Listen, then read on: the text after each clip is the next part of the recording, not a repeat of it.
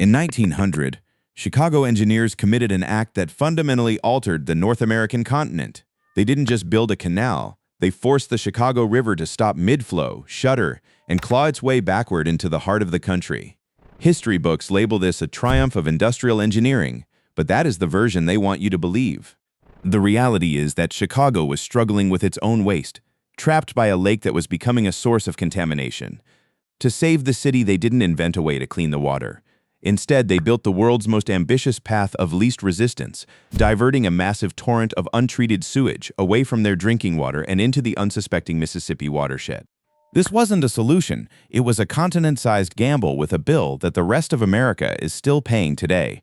To understand why Chicago was willing to commit such a significant act against nature, you have to look at what the city actually was in the late 19th century. Picture a boomtown exploding in size, a chaotic frontier hub where the population was rising faster than any sewer infrastructure could track. Chicago built its home on a swamp, but its survival depended entirely on the massive shimmering expanse of Lake Michigan sitting right at its front door. The city had a simple strategy. It pumped its drinking water from the lake and then immediately dumped its raw sewage right back into the same water supply. It was a cycle of self-contamination that turned the city into a public health crisis. This was a full-scale emergency that threatened to swallow the city whole. City planners watched in horror as their rapid urbanization outstripped every attempt to manage the growing mountains of waste. The water they pulled from the lake was becoming toxic, yet they had nowhere else to put the refuse of a booming metropolis. The Illinois legislature finally realized that existing solutions were failing, so in 1889, they created the Metropolitan Sanitary District of Chicago. This body was tasked with a singular, desperate mission. They had to find a way to separate the city from its own waste. They realized the old ways of thinking simply would not cut it. The city needed industrial-scale action, yet the physical consequences of the coming changes were about to ripple far beyond their borders. The cost of this project was staggering.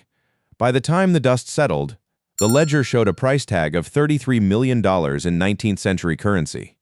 To put that into perspective, you're looking at over $1.2 billion in today's money. This was more than a public works project. It was a massive city-defining gamble. The goal was to force the geography of the American continent to shift, and that required moving Earth on a scale the world had never witnessed before. Construction crews tore into the landscape, carving out a path where nature never intended water to flow. When you look at the total volume of material excavated, the numbers are difficult to visualize. They moved roughly 42 to 43 million cubic yards of rock and heavy soil. According to the research, the excavated material was vast enough to fill the Willis Tower 20 times. The sheer force of human labor, combined with the era's mechanical ingenuity, essentially reshaped the Midwestern skyline from the ground up. It was a Herculean effort that redefined what was possible for an industrial city.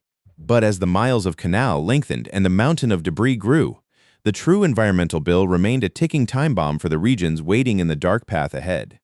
The internal politics of this decision were rooted in a preference for structural control.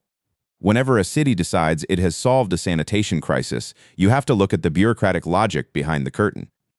In the world of large-scale civil engineering, the leadership of the Metropolitan Sanitary District of Chicago favored displacement because it was a contained, manageable industrial solution they could fully direct from within city limits. Prior to 1889, Chicago was suffocating under the weight of its own density, trapped by a natural geography that kept its waste cycling through its own front yard. When the Illinois legislature created the board, they weren't seeking to reinvent biological treatment processes.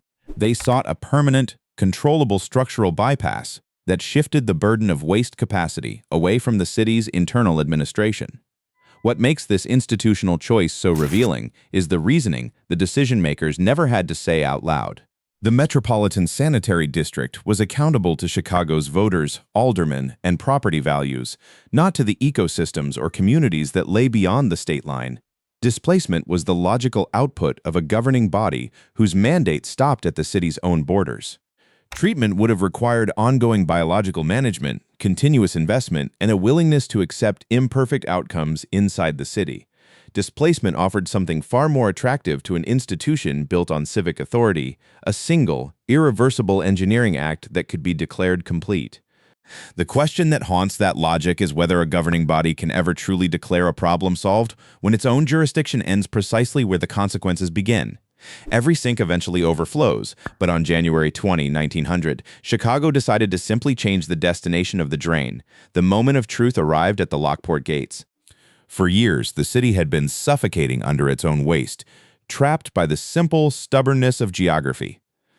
On that winter morning, the immense, complex network of the Chicago Sanitary and Ship Canal was finally open to the forces of human control.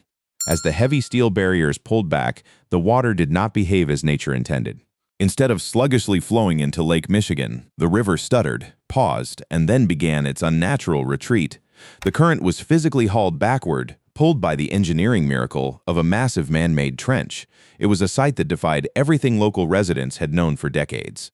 For the first time, the foul, murky discharge that plagued the city's shoreline was severed from the primary source of its drinking water. The mood in the city was electric. To the engineers and the public alike, this was a victory over the limitations of the environment. Imagine the relief of watching a river you once feared turn around and obey your command. It was celebrated as a crowning achievement of the era, proof that no natural obstacle was too grand for modern industry to overcome. They didn't clean the water, they just moved the problem. The celebration was absolute, yet the path of that retreating water was creating a profound crisis that would soon shift from the engineering board into a courtroom. As the water shifted, the celebratory tone in Chicago ignored the reality setting in hundreds of miles to the south. For the farmers, small towns, and river communities lining the banks of the Mississippi watershed, the triumph of human engineering felt less like progress and more like an existential threat. They were no longer masters of their own water supply. Instead, they found themselves watching the refuse of a rapidly industrializing metropolis crawl down the current toward their own front doors. Chicago viewed itself as a shining beacon of innovation, but to those living downstream, it had transformed into an indifferent giant. This was not a partnership or a shared resource strategy. It was a unilateral decision to export an urban catastrophe. These communities had no seat at the table when the gates at Lockport were finalized. They were simply handed the bill for Chicago's growth in the form of compromised ecosystems and the constant, creeping fear of contamination. The narrative of a sanitary triumph was built on the backs of those who had never been asked for their consent. While Chicago touted its clean drinking water and its status as a booming commercial hub, those living in the shadow of its waste disposal system faced a future where the river they relied on felt tainted. The divide was stark. Chicago's survival was paid for with the environmental anxiety of every town sitting along the path of the newly diverted flow. They didn't clean the water. They just moved the problem. As the river continued its artificial course, the stage was set for a legal power struggle to determine if an entire ecosystem could be treated as a private septic system for a wealthy city. The opposition arrived not with pickaxes or concrete, but with a stack of legal filings. The state of Missouri watched as their own riverbanks became the final destination for Chicago's waste. They saw a clear violation of public health and safety. They dragged Chicago into the highest court in the land, aiming to halt the flow permanently. The legal battle that followed was a clash over territorial rights and the cost of urban ambition.